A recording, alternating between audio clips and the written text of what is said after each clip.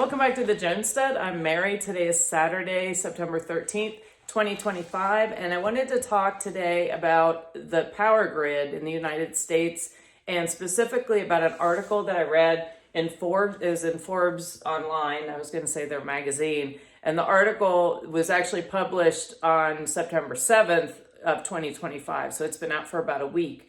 And the title of the article is the U.S. headed for a power grid crisis? And basically, in a nutshell, this article talks specifically about how the United States has put the cart before the horse when it comes to our infrastructure. And over the last 2 decades, the demands on our power grid have been relatively flat. And then all of a sudden, we've seen this tremendous surge of demand for the power grid to be improved and increased strain on it. With everything going electric, you have the electric cars, the charging stations, heat pumps, and now we have these AI data centers that are going to be putting a tremendous strain on our power grid. And the power companies are really scrambling to try and figure out how to get that how to pay for the infrastructure, get the infrastructure in, so that these AI data centers are able to function. And so that again is a case where there has not, and I've said this before in other videos, it seems as though there has not been very good planning for the AI data centers, and they have not been looking as to what the effects are going to be of these data centers and their demands on the power grid. And so while we have this increased demand on the power grid, the United States has been retiring our primary sources that fuel the power grid, such as coal, natural gas, and petroleum. And that's a result of previous administrations with their green policies and going net zero. And then, of course, coal is bad, and but having landfills full of batteries is good. So everything is upside down and backwards. But these same people that have been telling us to conserve energy and conserve water are the same ones pushing forward these AI data centers. And particularly, they're continuing full steam ahead in Northern Virginia, specifically Northern Virginia, which is known as Data Center Alley. They handle 70% of global internet traffic. And so Dominion is scrambling to figure out how to make sure that they have the infrastructure for that. And as a result, we, the consumers, are being asked to pay more for our services in the Northwest because of heat pumps, electric vehicles, and their push to go to all electric to, again, reduce their emissions. They're looking at increasing their demands by about 30% in the next 10 years. My guess is their increase in demand will be there sooner than 10 years from now. So, the reality is, if what we have going on right now is we have these incredible strains that are incoming on the power grid. And we've already seen situations where you have blackouts where there's too much strain on the existing power grid, but be it because of a hot summer, or it's very cold, people are running their heat, or you have a sabotage situation, or you have some type, which would be could be a cyber attack or something else, a weather event. You could have your grid down as a result of that. What unfortunately I see coming is they obviously seem to be putting these AI data centers ahead of anybody else. And so if there's a grid down situation, you can bet that those are the things, they're going to get their power back before you or I get our power back. So yeah, you can bank on that. They certainly haven't demonstrated any reason I should think differently about that. So what do? We're being told this is a situation, and I'll read the summary of this this gentleman at the end of the article. In summary, he says, whether this moment becomes a crisis or a correction depends on how quickly policymakers, utilities, and investors adapt. The tools exist: firm generation, smart load management, and modern transmission, but without faster coordination and realistic incentives, the U.S. risks trading energy abundance for energy fragility.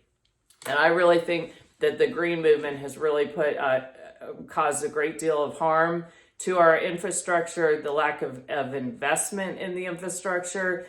And we want to be clean, and we want to take care of our environment, and there are ways we can do that without everything going electric. And also, I really have a lot of concerns about these AI data centers. But anyway, you all know that by now.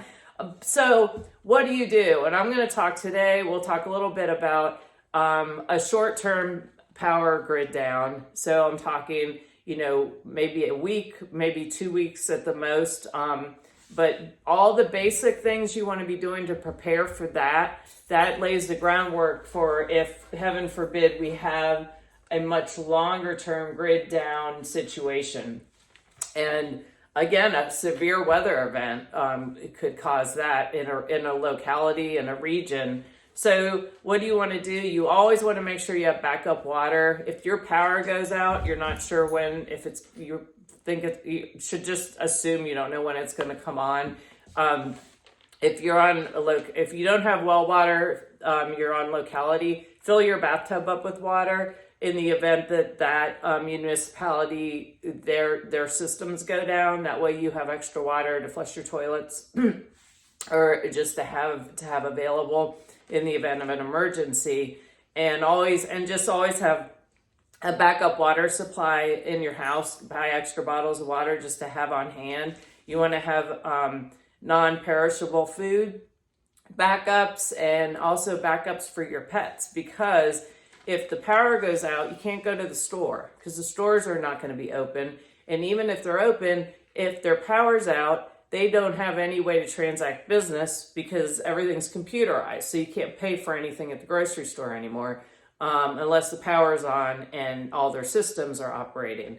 Obviously, can't go to the ATM, and you can't put fuel in your car at the gas station because all of that is going to be down. So always think ahead about, make sure you keep your vehicle fueled up. Make sure you keep extra cash on hand so that you have that. And so we'll move on to something else to consider is investing in a generator if you don't already have one. If you are in well water, your power goes out, your water pump will not work. So you have got to it's imperative to have a backup water generator or backup generator, but also to be able to have your refrigerators, your food stay cool, your refrigerators running, and really your basic electrical needs makes a big difference, especially if you have medicine that you need to keep a certain temperature. And always make sure you're up on those if that's a need that you have, or for your pets, because if the grid's down, nothing's going to be open. And so you always kind of want to be making checklists about, okay, do I have enough of this if power's out for 2 weeks, or if I can't buy it somewhere else for 2 weeks or so, where the pharmacies aren't going to be open. And you also want to make sure you have extra candles or flashlight backups. And nowadays it's actually kind of nice because you can get those solar lights charge outside, or do even the solar ones, or even lanterns that are battery powered relatively inexpensively. And that way you don't have to worry about with candles where you could have a risk of fire. Those are obviously, you don't have to worry about it with the battery operated or the solar. Let's see. And also you want to think about just some basic just safety things. If it's in the winter and you're using your fireplace or your wood stove a lot, you can get things that you can, if you have a chimney fire, that you can put in the chimney fire, it will put that out. There are also fire blankets that you can buy inexpensively, just as an extra precaution. And also something you want to think about in the event of a grid down situation is your personal protection, and really depending, the longer the power's out, and most people aren't prepared. So even after 24 hours, they're going to start wandering around looking for things, looking for resources, depending how desperate they are. And we saw what happened when when there was a shortage on baby formula, for example. So in a grid down situation, you can't go to the store and buy baby formula, even if they have it. But make sure that your home, you have some self-defense skills. That's a good reason to stay in shape. And having good dogs as watchdogs is very helpful to have. But also just personal protection devices to have in the house, whatever you're comfortable with, whether it's a firearm, whether it's bear spray, whether it's a baseball bat. And there are other alternatives as well that you can look into. But again, be prepared. Don't assume that it could never happen, because all it takes is that one time. And we've all been through weather scenarios where we've had power outages, and I've talked about those in previous videos. And that's why we got more on a be prepared mindset, as opposed to not paying any attention. So again, kind of go through, make a checklist, and I hope you find this helpful. I hope you have a great weekend and be safe, stay alert out there, and I look forward to talking to you again soon.